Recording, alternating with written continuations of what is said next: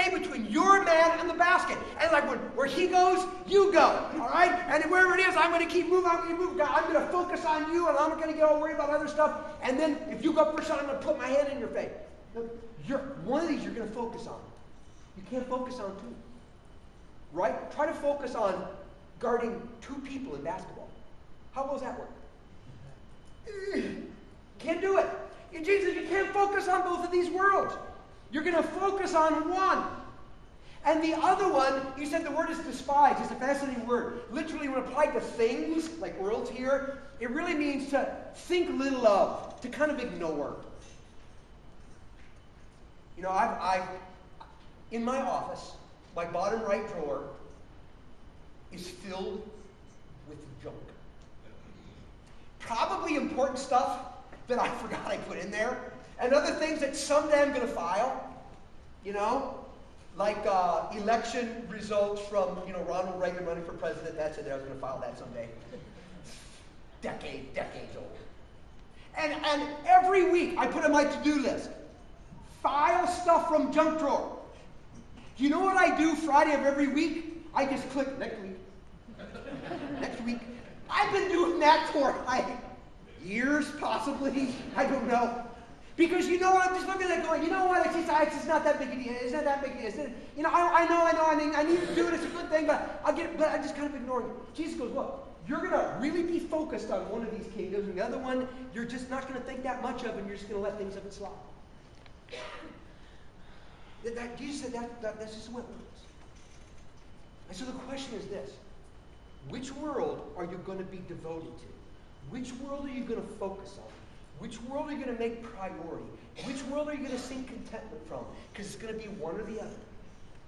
Not good, bad. Good, better. Which one's it going to be?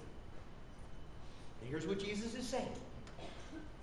If you're going to focus on this world, and this is going to be your priority, you are going to be a worry ward.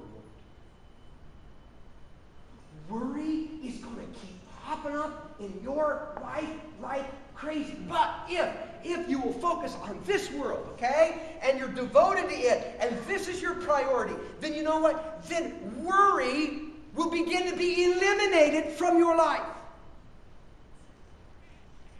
Now, you know, I looked at this as I'm kind of working through the talk for today, and I'm going, okay, Jesus, walk me.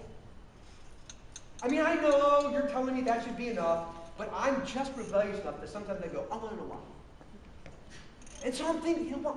And then something occurs to me.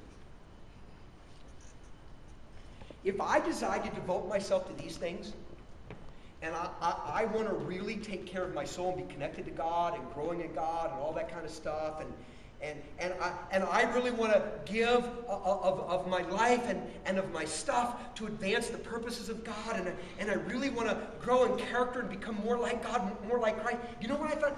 If I pursue these, get this, if I pursue these, I am guaranteed to get them. Did you get that?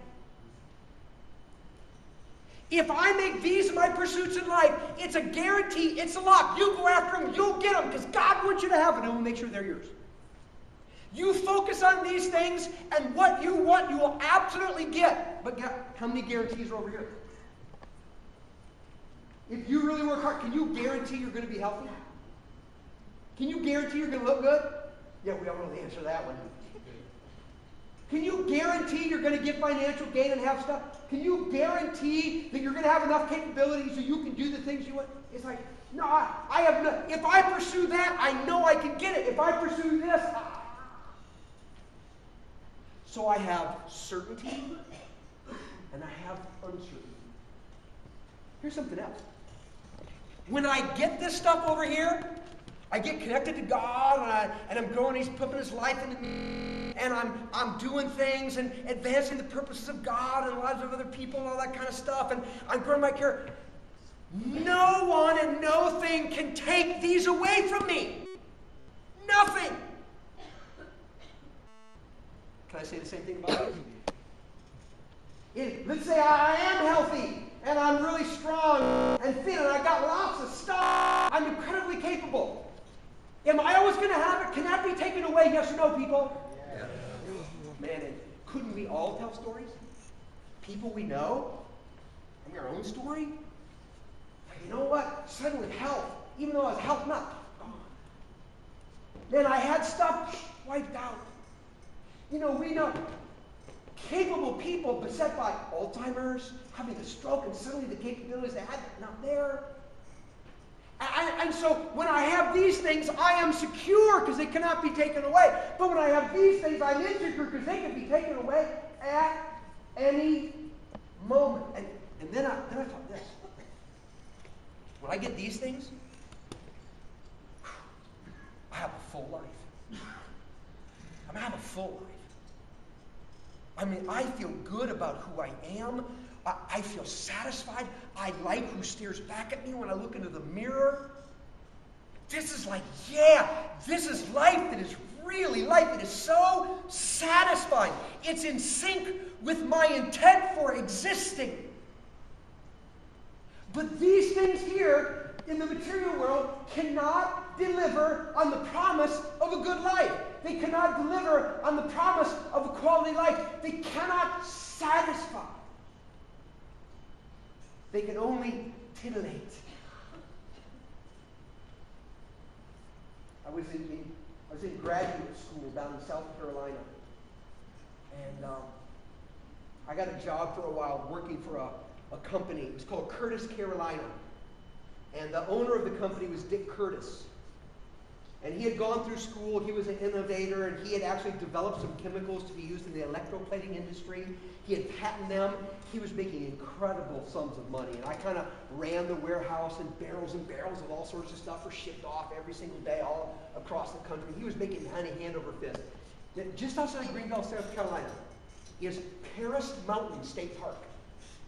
And it's this huge, it's like the beginning of the Blue Ridge Mountains, and it's this really huge hill. There's a park on top, but on the highest elevations, there's a few prime lots that people have bought and built incredible houses. And Dick Curtis had the highest lot and the biggest house, custom built. He and his wife designed it. And it was cool because when he and his wife would go on a vacation, because they were bored living in the coolest house in South Carolina, you know, and so they would go on vacation, they would ask Sandy and I to house sit.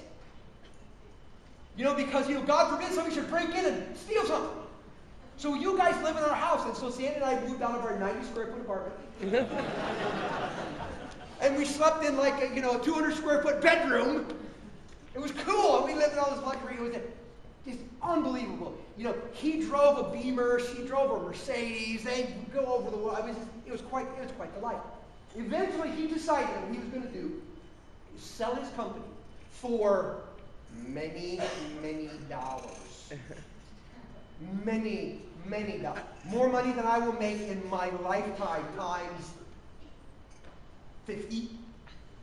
And then after he sold it, he then went to work to the company he sold it for, making an incredible salary. So now he didn't have the pressure of running it. He had more money than he could ever possibly use and was still making incredible amounts of money. He only had to work like 20 weeks a year. He sold that house on the top of Paris Mountain, and he bought a home in Harbortown on Hilton Head Island off the coast of South Carolina. Anybody ever heard of Hilton Head Island? Yeah, ever heard of Harbortown? Yeah, let's just say that's not a neighborhood I will probably ever live in. It's like posh and posh. Where you park your yacht outside of your home on the ocean. It was just incredible. And when he moved down there, I just kind of lost contact, with him. And